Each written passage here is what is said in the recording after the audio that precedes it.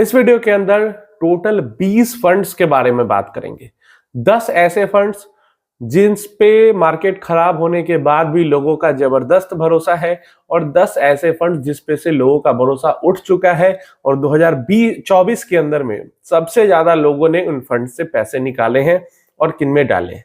तो जिसमें से निकाले हैं उसकी बात पहले करते हैं। तो सबसे ज्यादा जो पैसा यहाँ पे निकाला गया है वो निकाला गया है एक्सिस से, और एक्सिस के पर्टिकुलरली ब्लू चिप फंड से। यहाँ पे हम नेट की बात कर रहे हैं, नेट पैसा जो निकाला गया है, मतलब जो पैसा इन्वेस्ट हुआ और निकाला गया उसको प्लस माइनस करके जो टोटल बचता है लास्ट में, उसकी बात कर रहे हैं। अभी तक जितने ट्रेडिंग सेशन हुए हैं लगभग, एग्जैक्ट फिगर नहीं, लगभग में फिगर है, क्योंकि दिसंबर के महीने का एग्जैक्ट तो पता चलेगा नहीं, अभी वो जनवरी में पता चलेगा। एक्सिस ब्लू चिप फंड से 4,390 करोड़, तो लगभग 4,500 करोड़ रुपए आउटफ्लो हो गए हैं, निकल चुके हैं एक्सिस के ब्लू चिप फंड से।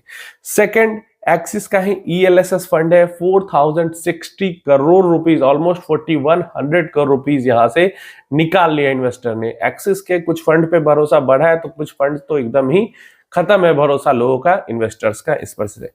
इसके बाद हमारे पास मेराई एसेट का लार्ज कैप फंड है, ऑलमोस्ट 4,000 करोड़ निकाल लिए गए हैं, नेट आउटफ्लो हो गया है इस स्कीम के अंदर से। इसके बाद UTI का flexi cap almost dead fund performance कर रही है, अभी निफ्टी के बराबर का रिटर्न या कभी कभी तो किसी टाइम पीरियड में उससे भी खराब परफॉर्मेंस इसका हो चुका है, और 3,700 करोड़ ऑलमोस्ट रुपए इससे निकाल लिए गए हैं।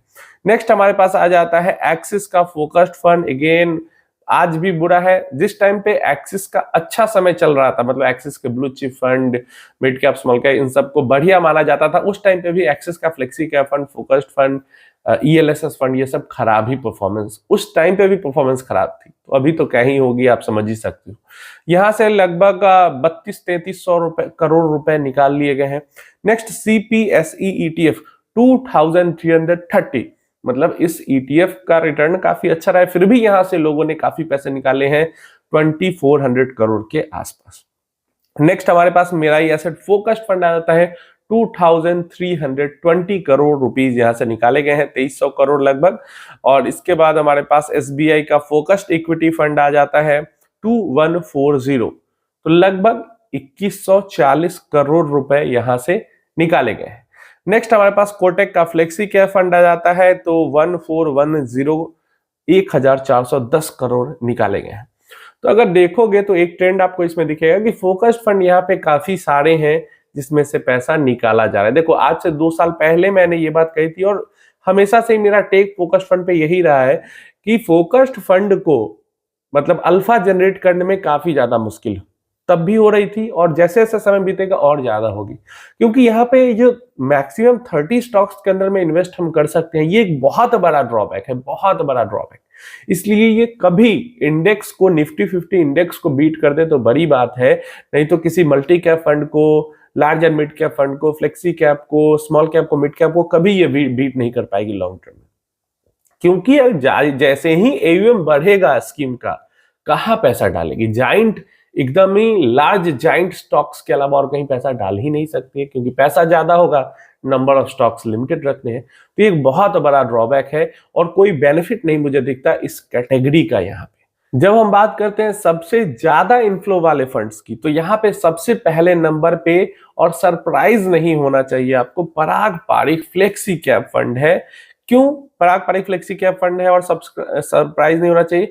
क्योंकि एक तो ये स्टेबल फंड भी है, डाउनसाइड प्रोटेक्शन अच्छा देता है, और अच्छा रिटर्न भी जनरेट करके देता है, अल्फा भी जनरेट करता है, लार्ज कैप स्टॉक्स में इन्वेस्ट भी करता है।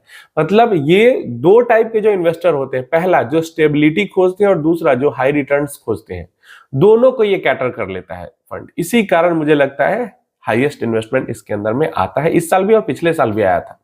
नेक्स्ट हमारे पास SBI का कॉन्ट्रा फंड है, 2020 के बाद से परफॉर्मेंस में सडन स्पाइक आया और अच्छा परफॉर्म कर रही है, तो अच्छा लोग पैसा भी डाल रहे हैं। 15,630 करोड़ रुपीस डाले गए हैं इसके अंदर में, और पराग पारिक में तो 20,000 करोड़ से ज्यादा एक साल के अंदर में।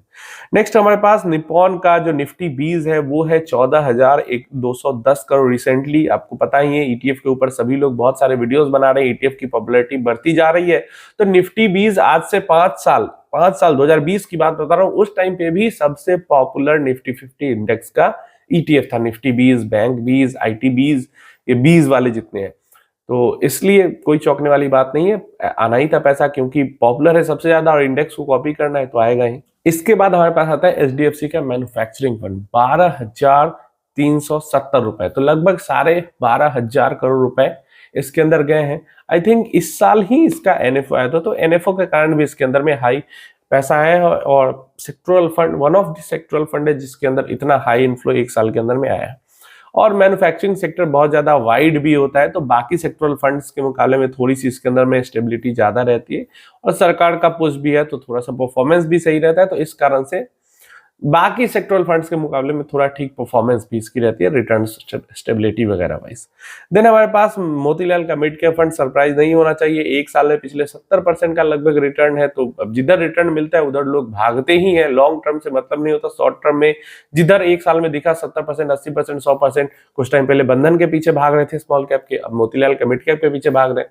फिर जिस भी स्कीम के अंदर दिखेगा 1 ईयर में 70, 60, 80% का रिटर्न, उसके पीछे भागेंगे आने वाले समय में भी लोग, तो कोई इसमें सरप्राइज होने वाली बात नहीं। नेक्स्ट हमारे पास आ जाता है निप्पॉन का लार्ज कैप फंड 10,910, 10,910, तो लगभग 11,000 करोड़ रुपीस गए हैं, और अच्छी चीज है। लॉन्ग टर्म परफॉर्मेंस इस फंड का अच्छा है, खासकर जब से कैटेगराइजेशन हुआ है लार्ज मिड स्मॉल का, पिछले 5 सालों में टॉप परफॉर्मिंग फंड है लार्ज कैप सेक्टर के अंदर, तो बढ़िया है।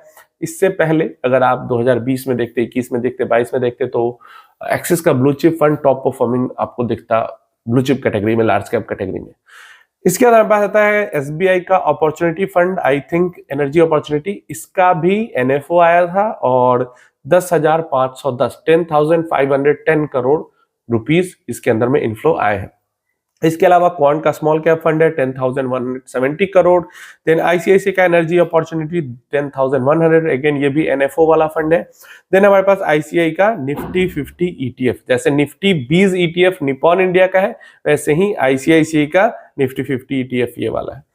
तो अगर कुल मिला के देखें तो ये जो टॉप परफॉर्मिंग फंड है उसमें 3 सेक्टरल फंड है, तीनों के तीनों NFO वाले हैं। लॉन्ग टर्म परफॉर्मेंस बढ़िया वाले जो फंड्स है वो एक पारंपरिक फ्लेक्सी कैप हो जाता है, SBI कॉन्ट्रा हो जाता है, देन क्वांट का स्मॉल हो जाता है, देन निप्पॉन का लार्ज कैप हो जाता है, और मोतीलाल का मिड कैप भी एक तरीके से कह सकते हो। लॉन्ग टर्म में परफॉर्मेंस अच्छा है, पिछले 1 साल में जंप आया है, मतलब नया फंड नहीं, पिछले 1 साल में जंप आया है, तो परफॉर्मेंस अब 1 साल में जंप आया तो लॉन्ग टर्म को भी वो खींच के ऊपर कर ही देता है। तो ये सब फंड्स है, मैंने आपको बता दिए 2024 के अंदर में जिन फंड्स के अंदर सबसे ज्यादा नेट इनफ्लोज गए हैं और सबसे ज्यादा नेट आउटफ्लोज गए हैं। इनफ्लो आउटफ्लो को प्लस माइनस करने के बाद जो बचता है ये रियल डेटा होता है। आप इन सब के बारे में अपनी राय बताना कि कौन सा डिजर्विंग था, कौन सा डिजर्विंग नहीं था, इनफ्लो वाले में भी आउटफ्लो वाले में भी आपको क्या लगता है।